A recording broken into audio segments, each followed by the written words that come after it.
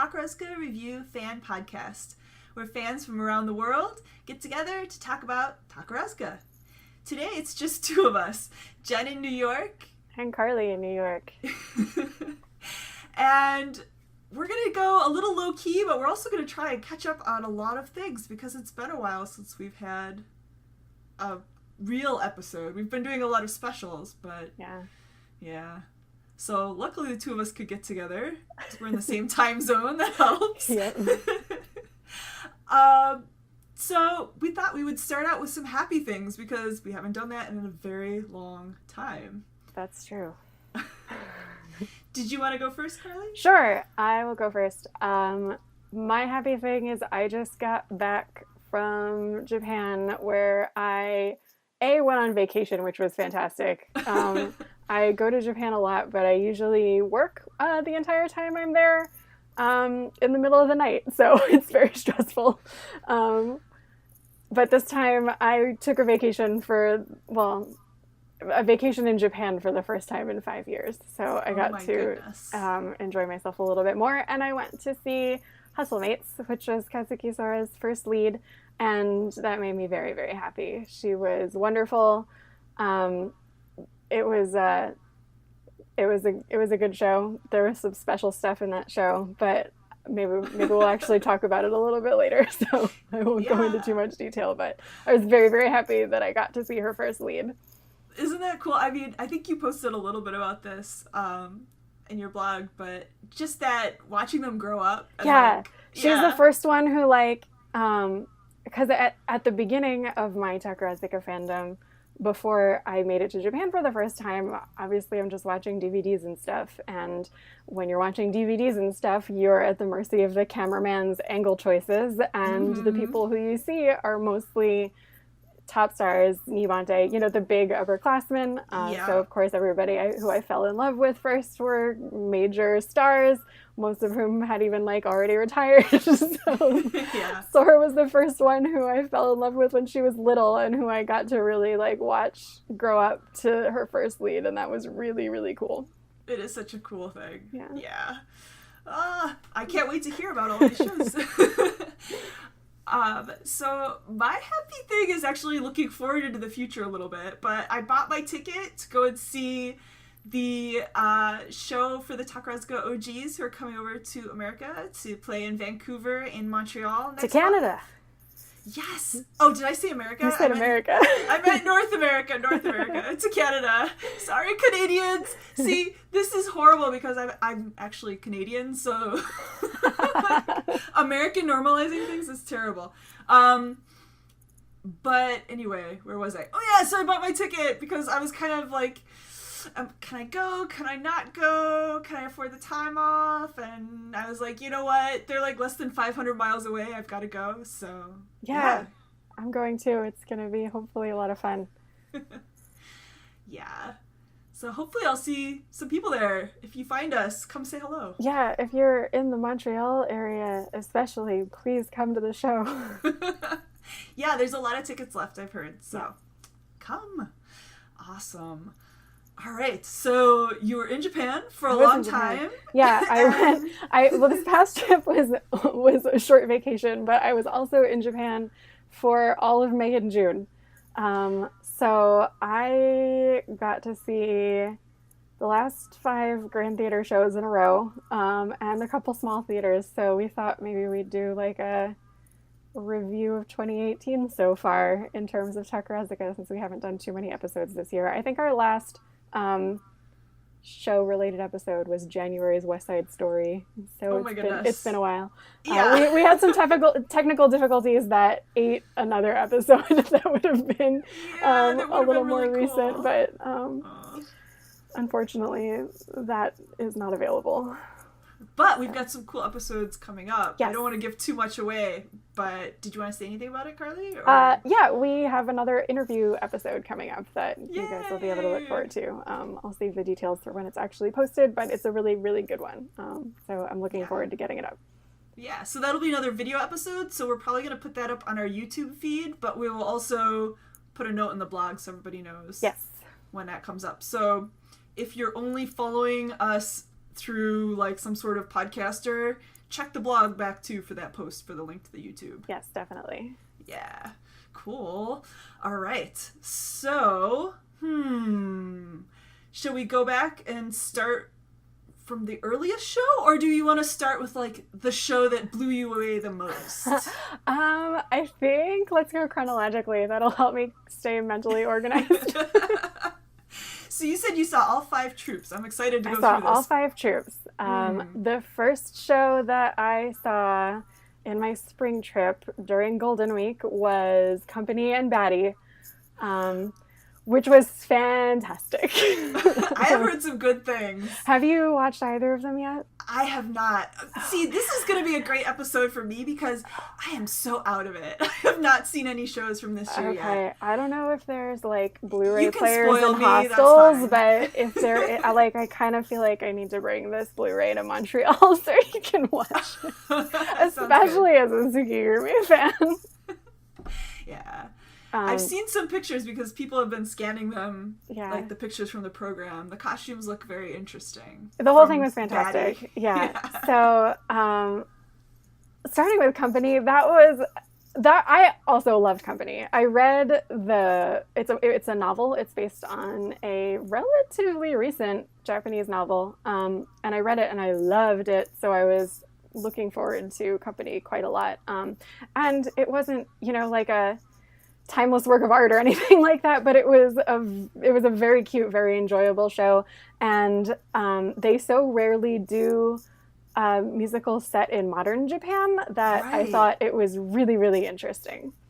It had a totally different vibe than most Takarazuka shows, but I thought it suited Tsukigumi really well. I can't think of another musical that they've done that's completely all in modern Japan. Yeah, it was. I hope they do more of it. I think it was really interesting. I mean, I think we've talked a little bit about this before, where it kind of goes against the whole World of Dreams fantasy thing that Takarazuka is all about.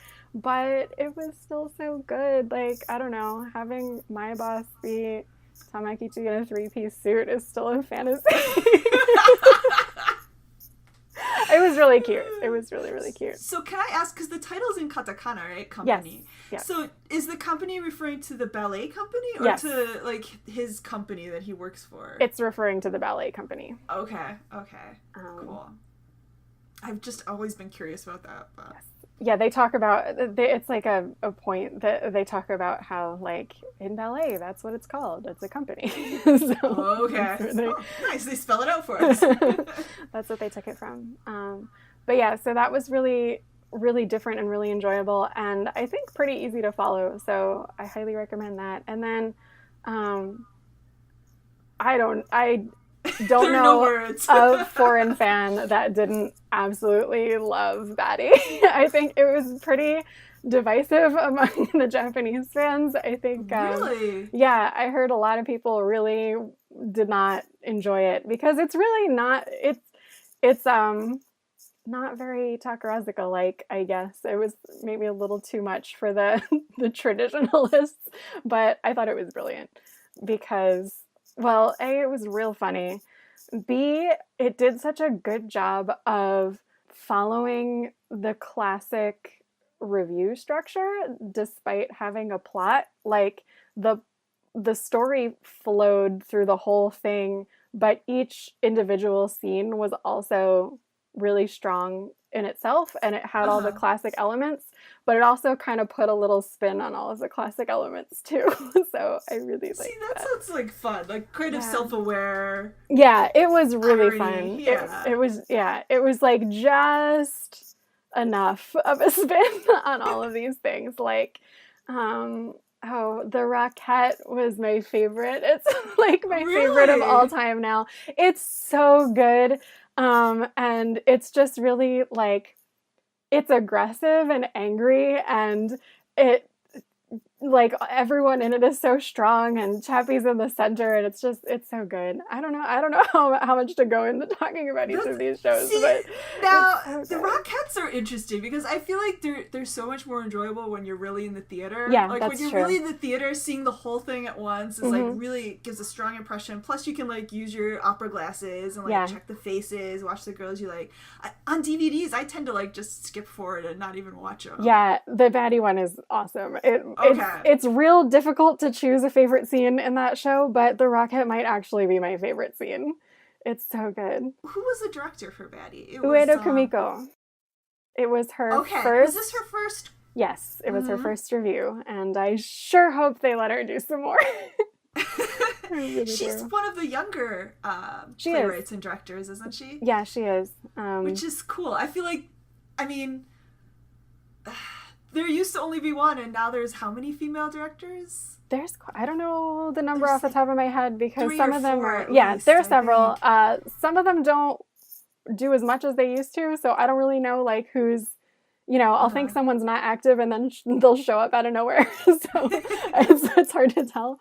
But yeah, there's a few now. That's so cool. But yeah, it was so good. I've liked almost everything she's done so far. She's the director that I want when I'm looking at that blank schedule for 2019, wondering who's gonna come to my favorite troops. I hope it's her. I remember because what the Takarazuka directors do, or what the company does, is they hire in young directors and then they have them do assistant directing, and then they have them do like Shinji and Koen directing for a while, and then they let them write their first like smaller theater shows, and then they like go on to the grand theater shows. But I remember when she was still doing Shinjin Koen, I saw her doing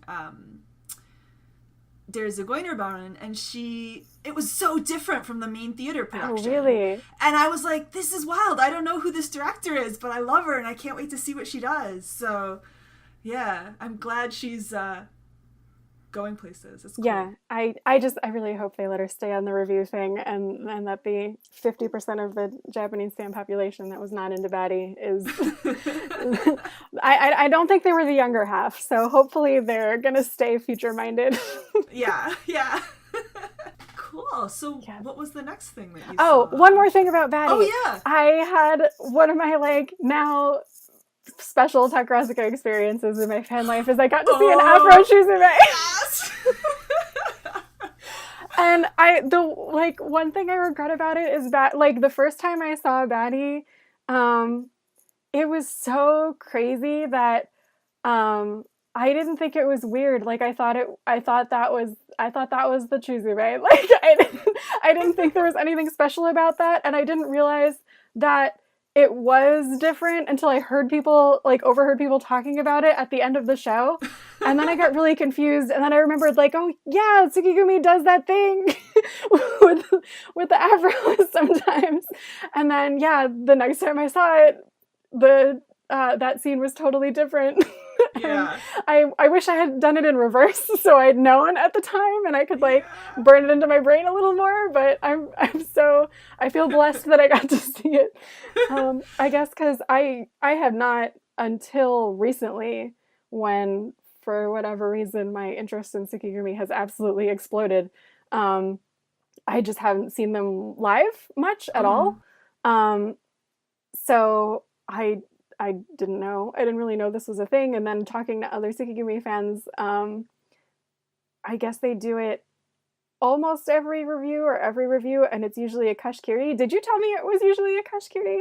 I might have, but yeah, that's what I've been told. And that's all the ones I've seen were kashikiri. Yeah. If for those who don't know, a kashikiri is when usually a company reserves the entire performance for their employees, so they don't sell those tickets general sale. It's not impossible to get them secondhand, but it's harder to see those shows. So yeah, I think they must have done it on a normal day. Well, I guess it wasn't a normal day. I think it was a holiday. It was during Golden Week, and it must have been one of the major holidays. So yeah, that was exciting. It was very funny.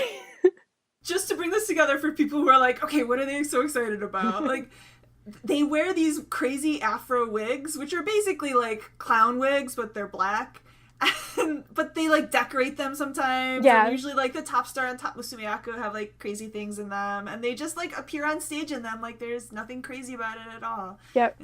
It's just a funny thing that This they time, do. I think either Miyadorika or Cheppy had like a no parking sign stuck in her afro. They had like different weird things stuck in their hair, Yeah. and the lyrics were different. Like, I don't, and again, it was the first time, so I don't remember that clearly. I don't know if it was the entire song, but at the very least, Miyadori's solo was all afro-related lyrics.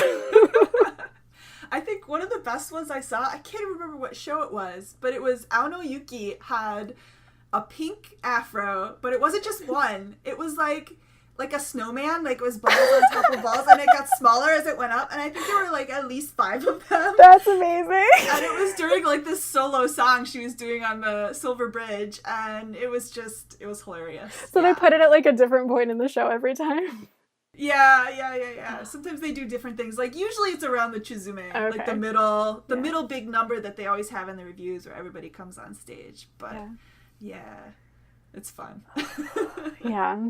So I'm real glad I got to see Batty live at all, and that was like an extra special memory.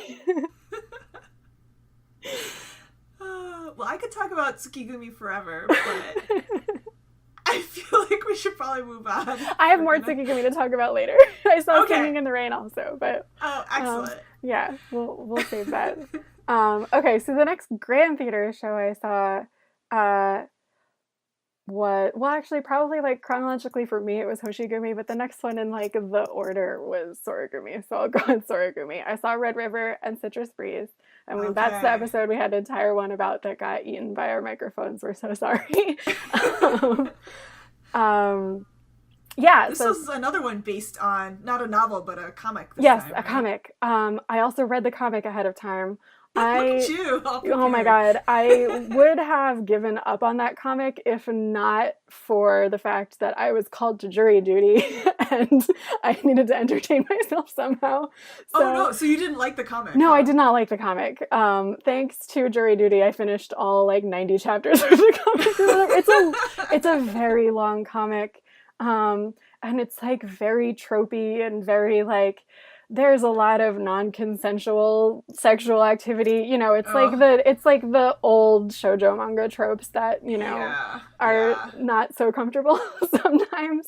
That was not really like the musical was a lot better. They didn't have a lot of that in there, but reading the comic I was like, I hope they fix this. Oh no. I had mixed feelings about that. It was Makaze Suzuho and Hoshikaze Madoka's Grand Theater Ohirome. And the manga is so long, I was wondering how they were going to jam everything into it. And the answer was they sure tried. But oh wow. It was, I don't know, at first when I first saw it, I thought, if I hadn't read this, I wouldn't have understood anything at all. And then the more I thought about it and the more people that I talked to, I think I may have understood it and appreciated it more if I hadn't read it. Because I don't know, like reading it made me like drew attention to how condensed it was. So it felt rushed to me. But some people that I talked to who hadn't read it said it did not feel that condensed to them. So like now I kind of wish I hadn't read it.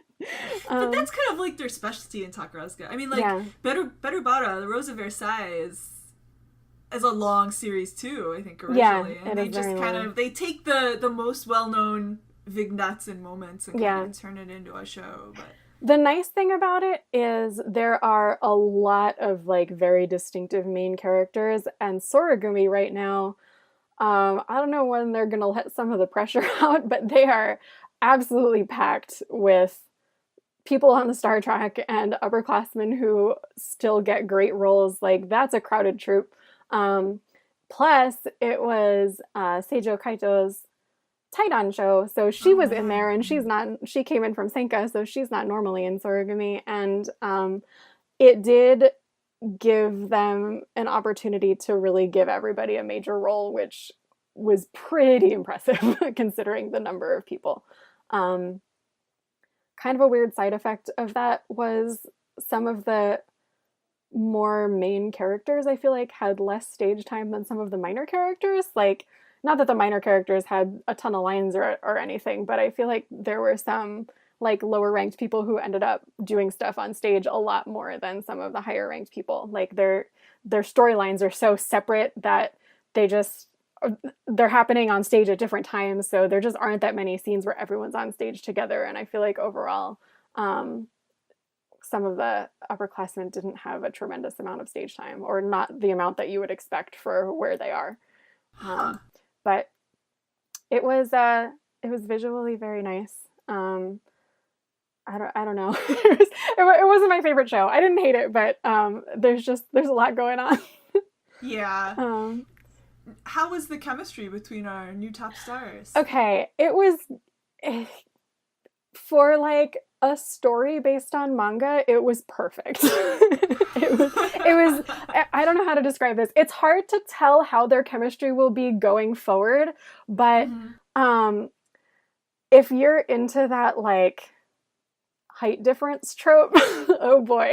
It was because Madoka plays a 16-year-old girl, and Makaze plays this, king warrior person, and like Makaze's enormous and Madoka's tiny, and it like within the story it worked so well. Like they got the imagery absolutely perfect, and they did all these little like cute things that it was good. It was really good. So I haven't seen Makaze do anything in a long, long time. Yeah. Did they have like a pair dance with that kind of difference? Was she able to do some lifts? Oh, well, the pair dance was in... Was there a pair dance? It was, so the review was Citrus Breeze, and like going through the soundtrack in my head and not remembering... So it wasn't impressive, I'm gonna say. No, like I'm pretty sure there was. And she can absolutely lift Madoka with like 3 fingers probably. So even though my memory is failing me right now, I'm sure that we can look forward to some juicy lifts in the future. That's cool, because I feel like, and I don't know like if this is me being like in my day when we walked up the hill in the snow backwards, but like I feel like Musume Yaku used to be smaller. Like they've been a little bit looser with the height differences and things like that lately. I think it's just in general the population's getting bigger, but like I feel like there haven't been as many like crazy lifts as I remember seeing from like the 90s and like the early knots. So yeah, there's I think we've just also had like some little top Otokuyaku recently. Yeah. Like Mirio's pretty small, Chigi was real small. Like just, I know Masaki wasn't very big, and she wasn't a dancer either. So Makan used to really spin Mirion around. They did some really good lifts. So, but again, she's huge. Mirion's tiny. So. Yeah, that's why I'm like, maybe with this combo we'll get a lot of cool. Yeah, I hope so. I really hope so. Because they are very different in size for sure. So yeah, I thought their chemistry in Red River was really good. And in contrast to Batty, Citrus Breeze is about as classic as you get in a review, but I loved it so much. It's probably my favorite version that I've seen now. And that could just be because I saw it live and it's so much better live, and I didn't see any of the others live. Especially the original one, if you watch a video that's that old, it's always going to be dark and fuzzy, and like you just don't get the impact. But oh man, it was so bright and so cheerful and so sparkly. It was just very like, it's such an uplifting show. I loved it. I loved it so much. Now that review is because the first review that Cosmos Troop did was Citrus Breeze, right? And yes. It was the 20th anniversary? Yes, it's the 20th anniversary. So yeah, and they subtitled it Sunrise. It was mostly the same except for the like the string of finale numbers was different, and it had like, there was a really cool like set piece that looked like a giant eclipsed sun, and the Otokuyaku dance was really cool. That's probably where the pair dance was, and I just don't remember. That whole finale progression was really, really cool. I loved it. I could have watched it 100 times and probably not gotten sick of it. Cool. There's something about review shows live though that just Yeah. and then you go back and watch them on DVD and you remember all the little things you saw. So even Yeah. if you can't really see them anymore, you're like, oh yeah. Oh yeah, that part was so good. Yeah. Especially because like I'm a fan of Sora and she's always like dancing over there and the cameraman's always over here and I'm like, oh, she's doing a really cool thing right now that nobody can see. Although I've noticed, like, if you go into the alternate angles for Mhm. the top stars, sometimes that gives you the angle you need to see people in the background. That's too. a good point. I should try that. That's what I did when I was Masaki hunting many moons ago. That's good advice. Okay, I'm gonna do that. Okay, then I saw Another World in Killer Rouge. Okay. And Oh, I want to hear about this one. yeah, okay. Okay. Another World was fantastic. I'm so happy. You should definitely take my opinions with a grain of salt because I'm not like specifically a Hoshigumi fan, and Hoshigumi is probably the troupe that I know the least about out of all the troupes right now. So I just don't watch them frequently and I don't follow them that closely. But I did see Scarlet Pimpernel, and I mean, I know what they've been doing, and this to me felt like the first show that they gave them since, I guess Om Shanti Om was also a pretty good choice, but like certainly the first grand theater show that they gave them since Benny has become top star, that was really, really well suited to her. I feel like a lot of the stuff they've been giving them has been kind of a stretch and hasn't really been playing to her strengths, but boy, this played to all of her strengths. It was hilarious. It was so funny. Now, the pre-title, I don't know what you call the little thing that comes before. It was called Rakugo Musical. Oh, yeah. I don't know. Do you want to talk about what Rakugo is a little bit? Yeah, so Rakugo is, it's a traditional Japanese performing art. It's like a style of comedy where is it just one guy? It's usually one guy. It's just one guy who sits on a cushion in front of a microphone and tells a story, basically. But it's humorous. Yeah, like it's always a comedy. He'll do all these different voices, usually talking extremely fast. So obviously Hoshigumi's got like 70 people in it, so it's not one person. But yeah. I would say the Rakugo part was sort of like in the style of the line delivery. And then, but they also incorporated a lot of other things, like they did a Takarazuka spoof, they did a Bunraku spoof, they showcased a lot of different types of traditional Japanese theater or performing arts, and it was really, really cool. That's cool. Yeah, it's hard to follow because the story is not complicated at all. The first time I saw it, there was a point where I was following for like 15-20 minutes, and then I started to lose the dialogue, and then I found myself halfway through the show figuring I had like lost it completely, and then all of a sudden I was like, oh, I know exactly what's going on. So like Rakugo has a lot of like puns and like double meanings, and like I read this Patoriro, which is this manga that's been going since the 70s, and the author likes Rakugo jokes, and he'll like stick them in every once in a while, and half the time I have to go like find all the cultural background to understand the joke. So I'm guessing there was probably some of those in there. Tons of it. It's absolutely full of puns and references. If you're not fluent in Japanese, you're gonna miss some stuff, but you're not necessarily going to miss the overall story because it's pretty simple. And like it's still very enjoyable, I think, even if you don't get every little minute reference. But yeah, the main obstacle is it's extremely Kansai dialect, and they talk very, very fast, but it's very silly. It was hilarious. I'm even as not a Hoshigumi fan, I loved that show.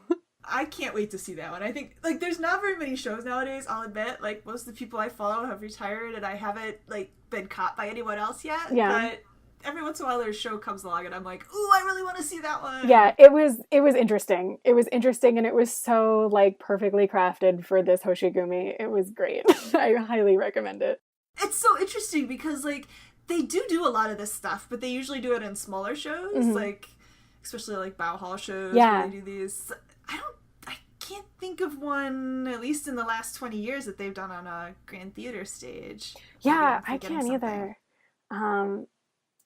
It was great. There's also, I feel like we talked about this in a past episode too, but like the ratio of tragic to uplifting Nihomono specifically Yeah, yeah. definitely leans towards tragic heavily. Like there Yeah. are a couple comedies, but they're few and far between. So it was refreshing in that sense too. And the costumes were so fun and the sets were so fun. It was very beautiful visually.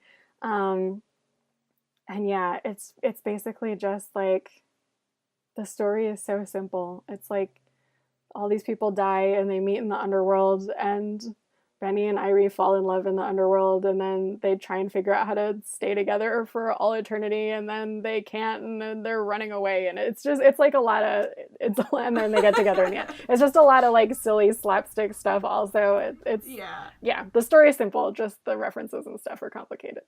Cool. But it was so good. How was the review? It was okay. Yeah. I think it was.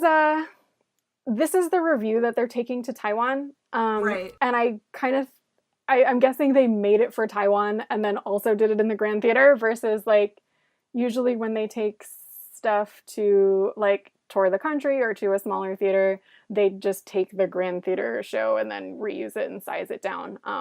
But because the Taiwan tour is kind of a big deal, I think they went the other direction this time. Uh-huh. It was fine. It was like a very Traditional. it was a pretty. I mean, there's some like weird funny bits in it too because like I think that's Benny's specialty. But it was more traditional. There wasn't anything like crazy out of the ordinary in it. So like to me it wasn't as exciting, but I think it's the type of review where like if you're a Hoshigumi fan, it was probably fantastic because, you know, like if I loved every single person in it, I probably would have thought it was amazing. Yeah, I'm really curious for the Taiwan show because the musical portion's based on this puppet show that a friend got me like crazy into years ago, and when I heard they were adapting it, I was like, oh, this is kind of cool. So I was excited, and all the like press conferences they've done so far, all the songs they've done have been from Killer Rouge, and I'm like, I don't really care about that review. Yeah, I think it's easy to use the footage because they already did it. Right. And they've already got the music. Yeah. They probably haven't written the music for the other one Right, yet. but I'm so curious about Thunderbolt. It looks crazy. Yeah. Have you seen the show? I've seen little clips of it. I haven't sat down and watched an episode, but it just I'm like It's on what's that called? Crispy Roll? oh, What's that? Crunchyroll. Yeah, Crunchyroll. It's Yeah. on there. Okay, If anybody wants to watch it, maybe I'll check it out. check it out. I can't remember the name of it because it's something crazy in Chinese, but Oh, the name's different. Yeah, I haven't been think it is. keeping up on that. But yeah, they're doing that in Japan too. It's not only Taiwan. I think they're doing it everywhere. Like they're touring it in Taiwan, but it also has a Tokyo run, I think in Nippon Seinenkan, and it also has an Osaka run. So Yeah. if you're in Japan, you can see that wherever. Yeah, I can't wait to hear how Or it if you want to goes. go on vacation to Taiwan, go nuts.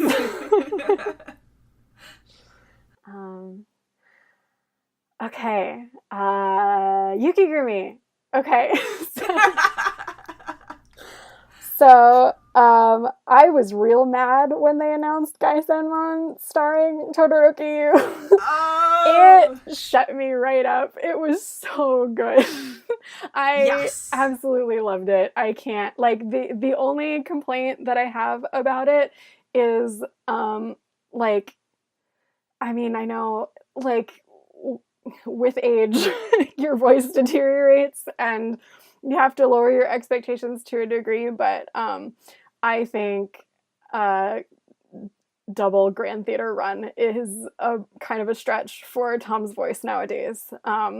It was like I saw Shonichi and then I saw it 3 more times over the first 2 weeks in Takarazuka.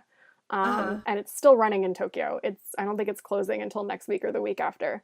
And I don't know, her singing was kind of tapped out even from the beginning, but that show isn't about the singing. No, it's a real drama. Yeah, her performance was still so good. It was so good. Everybody was so good. I love the original version too. It won a million awards, I think. Yeah. And I think this version was hands down better. Like, really? It was, I mean, again, it's hard to tell because I've only seen a Sky Stage recording of the original, which was 18 years ago, and the video quality is, it's 18-year-old Sky Stage video. So I don't know if it was if there were more similarities than I was able to see, but particularly like the way they do the lighting and the way they do these different like projected effects and the way the stage moves and the choreography that's going on constantly is so beautiful. And it's possible that just doesn't show up if you watch a video of the older version. I don't know how much that has changed. But I like watching this one, especially from the second floor, it was just so breathtakingly beautiful from a direction standpoint. It was so good. And then they made they made some other changes to the story. They added a song. They took away in the original there was like a god of death character who was dressed up like a big black bird. Yeah. Like standing on the car. Yeah, which like on one hand, but that's such a Takarazuka thing. It was a very Takarazuka thing. That was played by I forget who played it in the original, but it was whoever played Henri, who was Saki's character this time. And for the troupe Nibante, like, she sure didn't have a lot to do. So, like, I can see having that character would have definitely added scenes for her. But I liked it better without that character, like, in terms of the show overall. Yeah. So, they made they took it out. And they changed the staging of a couple scenes. It was great. I loved it. Cool. I cried every time I saw it. That last song, the final song that they sing in that show before the curtain goes down and then it's intermission for the review is one of them. Like, it's so powerful. It's one of the most powerful songs I've probably heard of all the Takarazuka that I've watched. It's so good. I cried every single time. Oh my goodness. See, I remember when I first became like a really crazy Takarazuka fan, like, what was it, like 15 years ago or whatever. There was no Takawiki. There were like 2 web pages and there was like the mailing list. And I remember Genevieve had posted her translation of Gaisenmon on the mailing list, and it was like the only thing of Takarazuka that was really translated anywhere into English. So that was like my first like real, I don't know, interaction with Takarazuka fandom and translations and stuff. So even though like I didn't see Gaisenmon live or anything, it still kind of has a, I don't know, special place in your heart. Yeah. It's kind of cool. I'm really glad to hear that they did redo it and that it was awesome. Yeah, I feel bad for being so grumpy about it now because it was so good. Yeah, see, I was the same way though when they did Nobunaga for Masaki's last show. I was like, really? Another rock musical? And I was like, blah. And then I went and saw it and I was like, you know what? It's not good, but it's fun. Yeah. So they always have a way of shutting me up too. Yeah.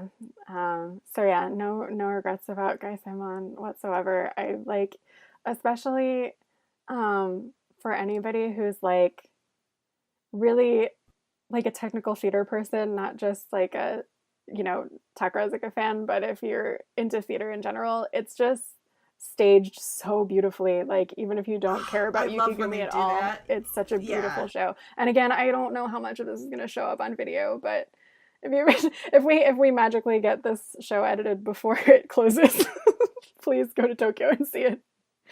See, and this is my one thing that I'm like, I feel like some of the younger directors don't use all the stage equipment as much as some of the older directors do. Like the rotating stage and all of the elevators. And the other thing that's interesting about Gai Senmon is it was written by Shibata sensei, but it's directed by Sha sensei.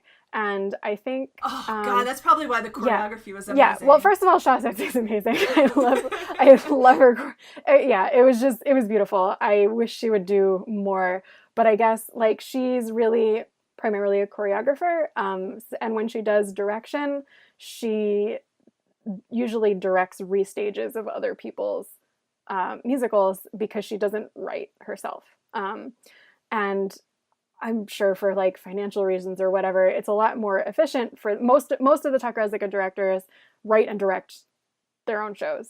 And I'm sure it's more efficient for them to operate that way versus having somebody write it and then having Sha sensei direct it. But it shows that, you know, she had the source material and then got to focus 100% of her energy on the direction, because it was so beautifully directed.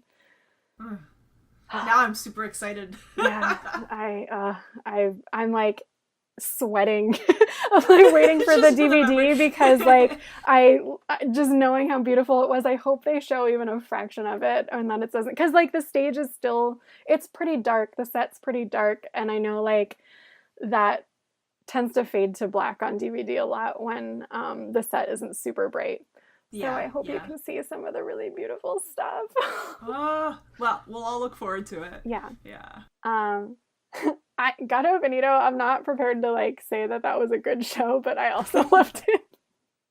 It was oh boy, it was very orange. Like there's a lot of good things, and there's a lot of things that could have been a lot better. And the costumes got so dirty so fast, it like became distracting. See, I never understand. Half the time when they've got all the orange paint on, they give them white costumes. Yeah, they had so many white costumes, and white costumes that were trimmed in fur. And on the second day, the fur was already matted down with orange makeup, and they don't clean them. Like, there's no time to get them cleaned. You can't wash them. You can't like take them to the dry cleaner and have them ready for the next day. Like, they just don't get cleaned until Tokyo's over. So that was kind of distracting. Every freaking scene is about literal cats. That was kind of distracting. Like, I remember when they announced it, I was like, is this gonna be like Cats the review? And then like all of Fuji Sensei's interviews were like, it's not gonna be about cats. I'm gonna like use feline movements as inspiration in my choreography. And then it was about cats. The whole thing. The whole thing was just about cats. I was putting this one show in the Takawiki, and I started looking it up from the 80s, and it was a French title, and I looked up the meaning of the French word because I was like translating the description, and I was like, why is this talking about all these different kinds of hats? And I looked it up, and the title of the show was Jolly Hats. So I'm guessing this whole review show was just about hats. Oh my god. So maybe cats is a step up. My god. Yeah, so it was like way too literal for my taste, but I also loved it. So like I hated Super Voyager a lot. Like Super Voyager, which was Diamond's Ohirome review, I think is my least favorite review of all time. Oh wow. I really, really didn't like it. And you really like Daimon. And usually when you like the top star, you can kind of make exceptions. I had like a weird like episode in the lobby of the theater after I saw that show. I was so excited to go there and see Diamond's Ohirome, and I was so happy for her, and I was like so emotional to like see her debut and all that. And then I got in the lobby after, and I was like, I think I didn't like that. And I had like a weird, I like was having a crisis over the fact that I didn't like. Oh no, you're feeling guilty. Fan guilt. Yeah. And then I saw it a second time and I was like, okay, maybe I didn't hate it as much as I thought I did. And then I kept thinking about it and I was like, no, I hated it. It was so bad. So this was an improvement. This was a huge improvement. This was like, literal cats aside, it was so like right up Diamond's alley. It was ridiculous. It's very like, I mean, it's a trashy Latin Takarazuka review. Like, Sometimes those are the best. But I think Diamond's really good at trashy Latin stuff, personally.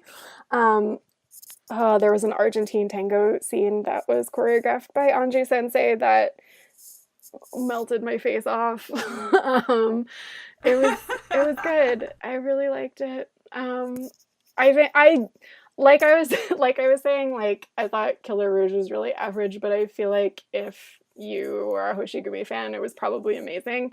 I think if you're not a Yukigumi fan, Gato Benito was probably terrible. Like, I think you have to love them to a degree. If you're a to Takarazuka appreciate fan, it. like there's some trashy things that you just appreciate no matter what the troop is. So. Yeah. So I loved it. And Diamond, who is notoriously the worst at ad libs, had to do a daily ad lib, and she like got so much better at them over the course of the run, and I'm very proud of her for coming out of her shell a little bit. Yay. Yeah, I can't. Oh, the DVD got delayed because they were in copyright negotiations for some song, but it sounds like they got everything, so now it's coming out at the end of September. I wondered about that. Yeah, it was slated for, I think, next week, and now it's going to be at the end of next month, but fully intact, so I'm very excited about that. Very cool. Yeah. Awesome. Okay, and then the last Grand Theater that I saw was Hanagumi. And this is the most recent one, but I also only saw it once, and my memory is so bad. I usually need to see something 2 or 3 times to like have really solid feelings about it. Yes, usually the first like see-through, you're just like sitting there being like, oh, it's Takarazuka. Oh, everything's so beautiful. Exactly, and especially and then the second time you actually listen to it. Yeah. Yeah, and it takes me like usually around the 3rd time. Everything clicks in my head and I'm like, oh, I understand what they're saying now. Like, I don't know if if it's just overwhelming the first time, but like I need to be hit with the same Japanese a couple times before I really like comprehend it. I hear you. Yeah, so I saw Messiah and Beautiful Garden, I guess it was like 2 weeks ago now. The costumes look pretty. The costumes were... Messiah was so weird. Like I don't think it was bad. I think it was a decent and kind of interesting musical. I wish like somebody other than Takarazuka had done it. Like it just didn't I feel like I learned something about Japanese history. Like it was about a period, or not really a period of history, but like an event, a historical event that I didn't know anything about. So I thought it was really interesting, but it just didn't really fit Hanagumi to me.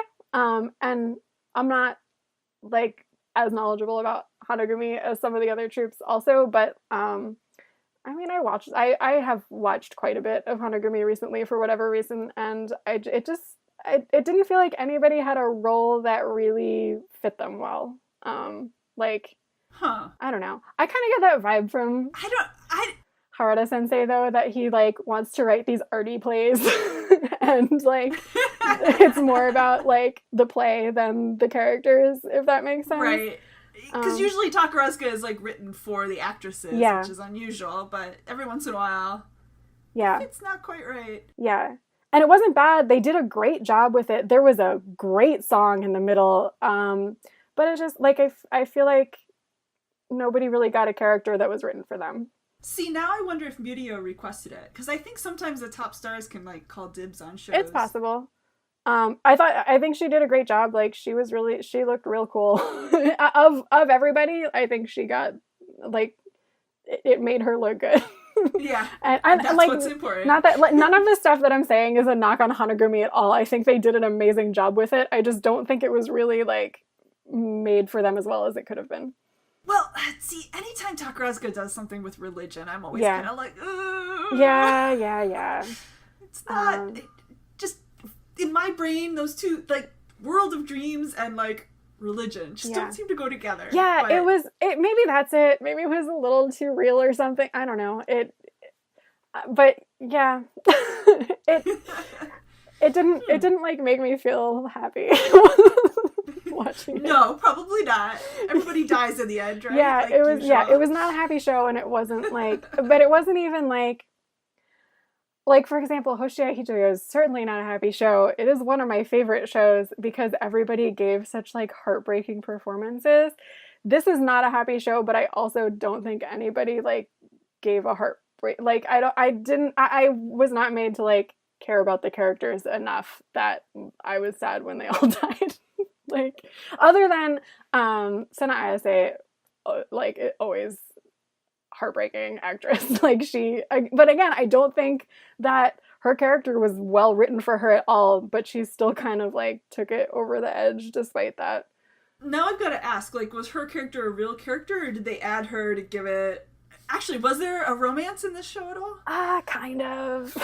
It was like sometimes they take characters who shouldn't have romances, yeah. And they're like, oh, we need something for the lead Musume Aku to do. Yeah, it wasn't a major romance. It was like her character had more of a thing going with Rei's character, Okay. and then Mirio's character ended up kind of falling in love with her, but it was like, so the story was so not about the romance. It was like a spark of a romance that didn't really get fleshed out that much. Yeah. Until, you know, she died and Mirio was like disproportionately sad about it. kind of thing. Yeah. Yeah, I don't know. I just think like it was like they did such a great job and it was an interesting play, but like they just didn't go together that well. Through no fault of theirs. I don't know. I think it was a direction thing. Oh, sorry, Haruno Sensei. Okay, well, how about the review show then? So I know I just said that Super Voyager was my least favorite review of all time. Oh no! It was like, so this is the same director as Super Voyager.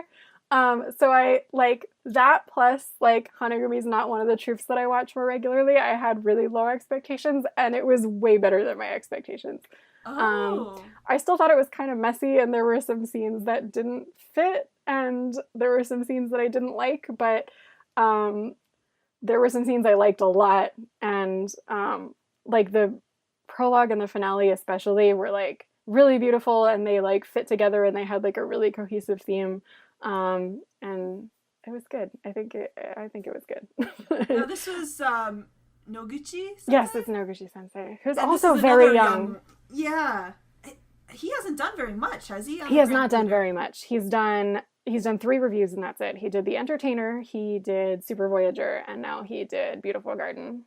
Okay, and I don't even remember him doing any small theater shows. He must have done something. He did a couple. He did AN, which is one of so right. silly, but one of my favorite shows because it's so ridiculous. I don't know. It just pushes all my buttons. I don't think it's like brilliant or anything, but I really like it. I need to look it up. Did he do Forever Gershwin? That's something that didn't come out. So maybe he did. I'm looking it up. Yes, he did. So that was like his first show. Yes, that was his first, and then he did The Charterhouse of Parma, which... Oh, I remember sleeping through a lot of that one. Yeah, and then AN, and then he jumped right into Grand Theater Reviews. He's doing On the Town also next year.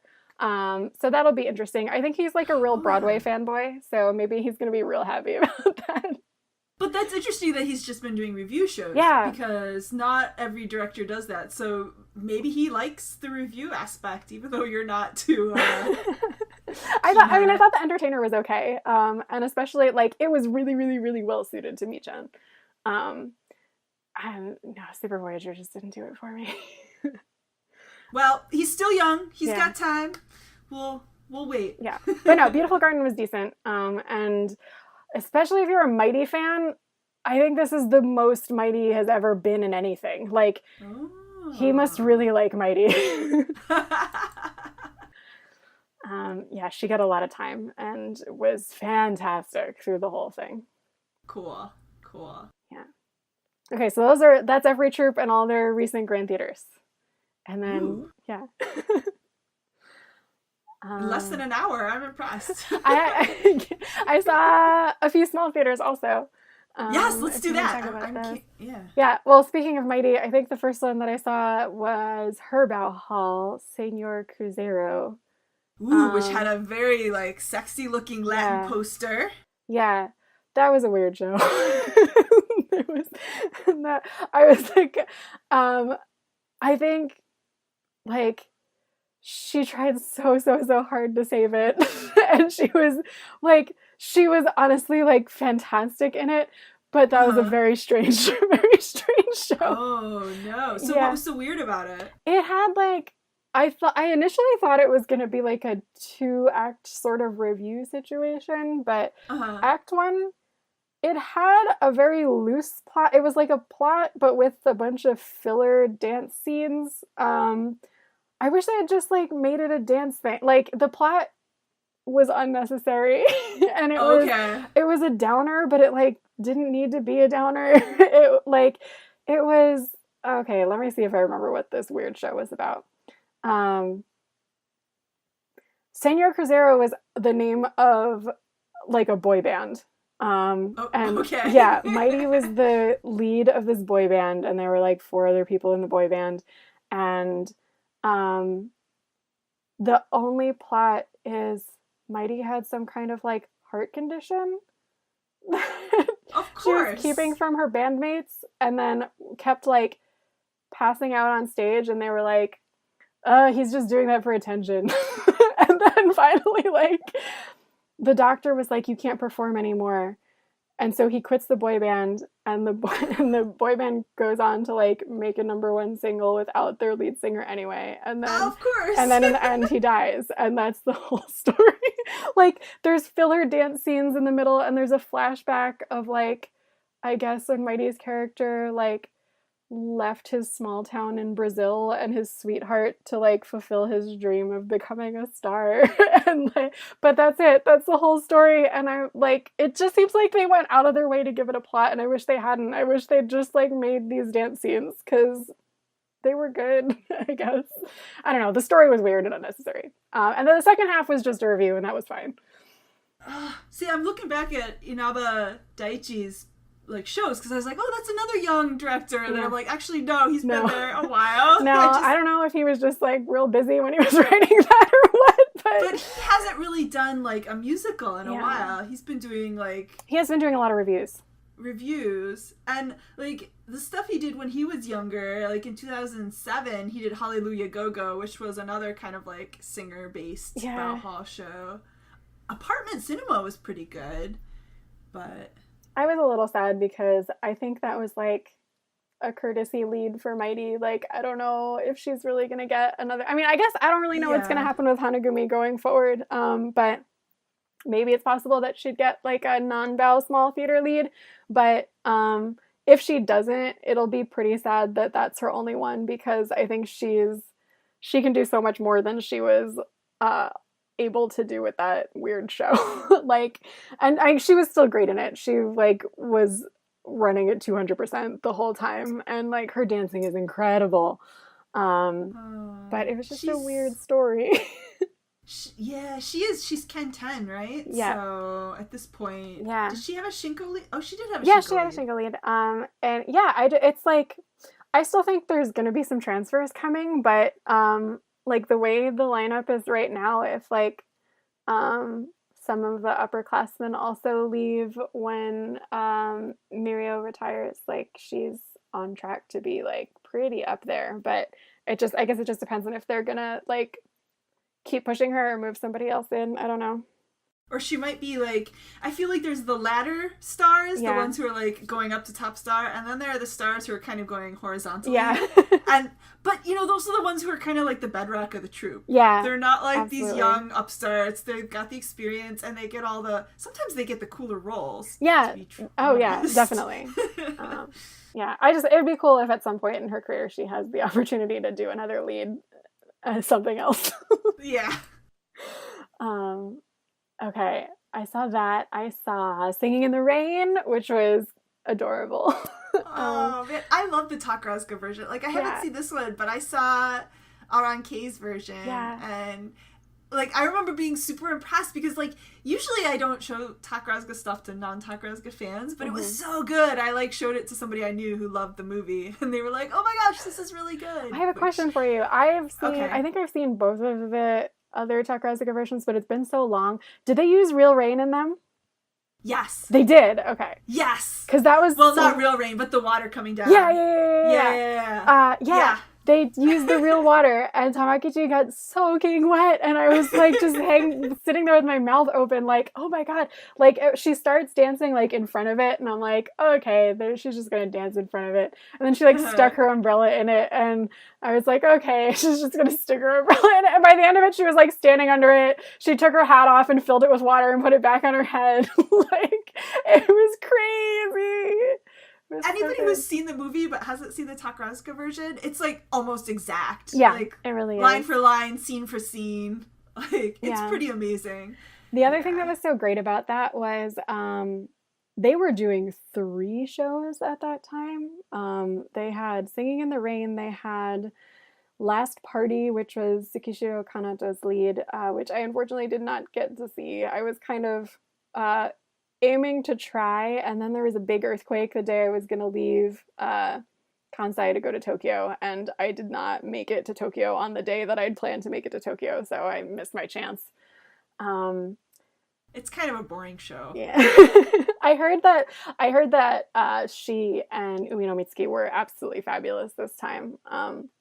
But yeah, beforehand, that's what everyone was saying about Last Party. Yeah, I saw both the versions that they did 10 years ago, and I was like, oh. And then Chappie's Bow Hall also. So Tsukigumi was split into 3, which made the Singing in the Rain cast really tiny. So I got like a good look at everybody down to the 103rds. Which was fantastic. It's so rare that I feel like I have a chance to see something and like really see everybody. Yeah. Oh man, especially there's a little 103rd from New York in Tsukigumi. And she was so cute. Aww. So Yuki. She was like, I saw her and I recognized her as the New York one. So I like tried to watch her whenever I could, and she was so cute. Now, the person who did the dictation coach, they had to replace at the last minute. Oh, didn't yeah. Yes. Kashiro Aoi got hurt, I think on the last day of Batty or something like that, and ended up out for all of Singing in the Rain, and they replaced her with a younger girl who did a great job. That's a tough one. That was a really tough role. I was watching it and like had both feelings that like Yasu would have been so good because she's so funny. But this kid who they replaced her with also did a really good job. Like you could tell she was kind of nervous, but she did such an admirable job. Duet with the lead, or trio with the lead character, basically. And there's a long ad lib in that scene. And, I'm sure that they planned them out, but it's so long that some of it is definitely, like, truly off-the-cuff ad-libbed every day. And she's doing it against Tamakichi and Mia, who are, like, seasoned pros at this point. Yeah. And she's this little... but she did such a good job. Let's see, it's Asahi Tsubasa. Yeah, she did so good. Yay, Asahi Tsubasa! I was happy for her. I was very happy for her. That's cool. Yeah, that was a fun show. I liked it a lot. Then, I saw the second West Side Story. And we did a whole episode about the first one. So I don't know how. Was the casting that different? Or was it mostly the same? Yeah, no, it was pretty different. Yeah, most of the ensemble was the same. And obviously Makaze and Madoka were the same, but all of the other main cast was different. So Subeki Sayato came in to play Riff. That was previously Sakuragi Minato. Sakuragi Minato went to play Anita, which was previously Kazuki Sora. And Aizuki Hikaru played Bernardo, which was previously Sarika Toa, who was off doing Parisai, which I did not see. That's probably expensive. I think that's as expensive as going to a dinner yeah, show, isn't it? It was expensive. It wasn't like running $200, yeah. something like that. Yeah. It was expensive. And then also action had been Rukaze Hikaru, and that was Rui Makise this time. So which cast did you like better? Well, I'm very biased in that. So I'm gonna say January, but okay. no, this one was also very good. Yeah, but you always have a favorite cast. Yeah, so. yeah. I preferred January Okay. for probably obvious reasons. Yeah. But no, this was very good. I'm trying to think of something like notable that I can say about what was different. I don't know. I like it. Just the character interpretations were different. Yeah. But it was definitely interesting to see both. How was the dancing? I mean, West Side Story is all about the dancing. Yeah. I like kind of knew what to expect this time, so it wasn't as shocking, but like especially the first time that I saw it, it's so different from Takarazuka dancing. It's really, really striking. And it's amazing to see what the same girls can do if they push themselves. It's hard choreography. Yeah, I was gonna say, did they have a foreign choreographer come in? Yes, they did. He was there, I think, the entirety of rehearsal in January, and I think this time he only came for a week. But yes, he did the choreography, and I think he was the main director also the first time, along with Inaba Sensei. But yeah, and it showed. It's the choreography is so different. And it's pretty much as is. I don't think they really modified it. Like, they're throwing each other up in the air and catching. Yeah, catching well, that's people. why this has always been like such a big deal, because this was like one of the first like Broadway shows that Takarazuka ever did. I think, right? Yeah, it must be up there. This before. Yeah, I think they brought in like the original choreographer and the original director from Broadway, and they were like, "What's going on here? Make them take off those false lashes. They look silly." And like they made them do the original choreography, even though they were women. You know. Yeah. It's cool. Yeah, but it was cool. It was really cool to see them do that. Yeah. So yeah, it was fun to see that and compare the casts, and then I saw Hustlemates. Which... Okay, we've been talking up this title forever, so you gotta tell us, how was it? Were they hustling? They were hustling. They said hustle an awful lot. I still don't know. I mean, that title still really has no real meaning, other than like, so like, I think when it came out and they interviewed Ishida Sensei, he said it was a play on hasuru, which in Japanese is like, it's like to like express yourself or let out energy or whatever. Oh. So it's like there's that also. I mean, I guess in that sense it makes sense, but in like the hustle sense it doesn't make that much sense. They didn't do the hustle? No, they did not do the hustle.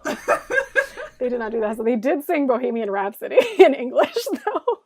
Oh, I think I remember hearing you say something about this. Yeah. Oh my goodness. With all the voices? Did they get the high pitch? Oh, they did the whole thing. They staged... It was very weird to watch as an American because they interpreted the lyrics extremely literally and they did a very intense, very serious, like, war scene staging of Bohemian Rhapsody. Oh my goodness. People around me are sniffling and I'm trying not to laugh. It was very strange. Oh boy. But then I thought about it and I was like, how would I ever explain to a Japanese person that this is a funny song? Like, it doesn't sound funny if you listen to the lyrics. Right. Anyway. Maybe we're the ones who've been interpreting it incorrectly all these years. Yeah. But other than that, this was another 20th anniversary of Sorogumi show. And almost the whole thing was just songs and scenes from past Sorogumi stuff. And it was basically a 2-act review, and it was good. I think for Sorogumi fans especially, it would be like very fun and very nostalgic. I liked it a lot. So I'm looking at the poster, and is someone wearing a scuba diving Yeah, all of mask? those are Sora. That poster is just Sora 15 times. None of those costumes made an appearance in the actual show. I don't really know. Darn, no scuba diving. Okay. The poster, but yeah, it was. She was so good though. She's grown up a lot. That's cool. I had like a lot of proud mom feelings.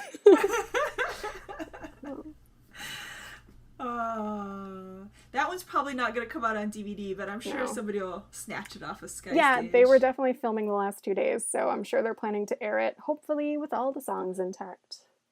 Yeah, that's the nice thing about Sky Stage releases. Yeah, it's easier to get the rights. Yeah. Cool. Oh my gosh, so you had a fun-filled... Were there any shows that you saw like too many times? Like you bought a bunch of tickets and then you're like, oh god, I gotta go back. Or were you pretty happy with I was pretty happy. I could have seen Gaisenmon an infinite number of times. I'm actually I did like the timing just didn't quite work out for me to see it again in Tokyo when I just went for Hustlemates. I really regret not seeing it in Tokyo because I saw opening week in Takarazuka and I know it always takes them time to warm up kind of. Yeah. So as moved as I was every time I saw it in Takarazuka, I'm like, I really wish I could have seen it in Tokyo now that they've been doing it for a couple months. Did you see anything in Takarazuka and Tokyo? Like the same show? No, I did not. See, sometimes that's kind of cool because they'll change things up between. Yeah, I've the only time I did that one time. I saw Rurouni Kenshin in Takarazuka and in Tokyo, and that was fun. But yeah, I really wanted to see Gaisenmon in Tokyo, and I didn't get a chance to. So that was sad. I could have watched that an infinite number of times. I could have watched Citrus Breeze an infinite number of times, but I could not have watched Red River an infinite number of times. And again, that's probably like, if that's your troupe and those are your girls, you'd be like, yeah. I want to see it again. But yeah. Oh, this is like not really Takarazuka, and I didn't even really like this show, but the last thing I saw this past trip, I went to see Komu was in a straight play based on the movie on Golden Pond. And the star of that show was Yachigusa Kaoru, who yes! who tell me more. She's 87. She can't speak loudly or remember her lines anymore. No! But it was still like she is a former Musume from way back in the day. And debuted in 1947. Yeah, and has gone on to become one of the more famous mainstream actresses that have come out of Takarazuka. She's like pretty legendary. So I mean, aside from the fact that like it was not great, it still felt really cool to say I got to see her live. And I mean, she's adorable. She was totally adorable. It was a little bit of a struggle to get through a 2.5 hour show. Oh no. Yeah. I think she partnered with Kasugano Yachio in the 50s. Wow. That's so cool. Yeah. It was cool. It was a cool experience. That reminds me of going to see Chicago and Hatsukaze Jun. Like, she was amazing, but she was getting frail. Yeah, she was. Yeah. Didn't have quite the same oomph. Yeah, but still, living history. That's cool. Yeah, we get to say we saw her live. So that was a cool experience.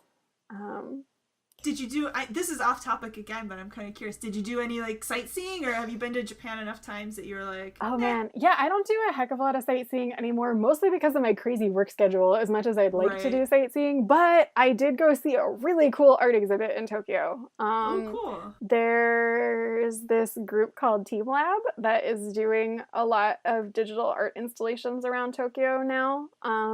They have a lot of smaller ones that are just in public spaces. Like, I think there's one at Ginza 6 right now that's just like an outside tree illumination in like a courtyard or whatever. But they have a semi-permanent exhibit in Odaiba right now that is just this really, really cool, like, interactive Oh, cool. installation space that is almost all like light and projection based. It was so cool. It took like 3 hours to get through everything because you're Oh my just like gosh. discovering different rooms. It's not like 3 hours of waiting online. Like you're in this space like playing with stuff and discovering different rooms and things, and it just like before you know it, 3 hours had passed. Oh, that's cool.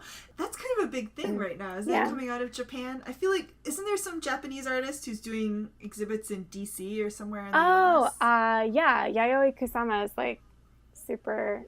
Her Yeah. exhibit is traveling the States right now. I want to say it's in Cleveland at the moment. I went to DC to see that, and I got up at 5 a.m. and waited outside the museum every day and did not get tickets. Like I had to No. go home from DC without having seen that show. It was really unfortunate.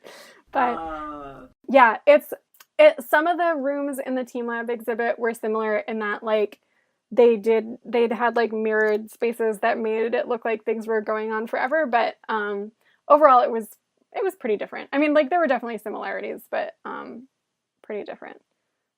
So that was really cool. That is cool. Yeah. Awesome. Well, I hope this entertained and we got a little bit more like up to date with what's going on in Takarazuka now. Yeah. I feel like I know what's going on now. Thank you. There hasn't even been like, other than I forgot to mention when I was talking about Singing in the Rain that it was like Misono Sakura's trial run with Tamakichi, that like she's been announced as the next top Tsukigumi Musumeyaku, but I feel like they've been slow with news lately. Like there hasn't been a lot of major news in a while. Yeah, I know there were a couple retirement announcements and the like, but yeah, we were talking about this earlier. We think there's probably some big retirements. There's going to be some announcements coming, I'm sure, but probably. I don't know. Yeah, I don't think we should do news because by the time we do, it'll be out of date. Yeah, so. But if listeners want to add some comments down below, we can get caught up on the news. Yeah, definitely. Right, yeah, thank you for listening to me babble about all the shows I saw this year. I'm glad you were there to see them, because it's something else to actually hear the live reports, I think. Yeah, definitely. Cool. All right. Well, we'll stop there. All right. Bye, everyone. Bye-bye. Many thanks to Michael B. and the Arcanum String Quartet for their wonderful arrangement of Sumire no Hana Sakugoro. And thank you, listeners, for enjoying our podcast.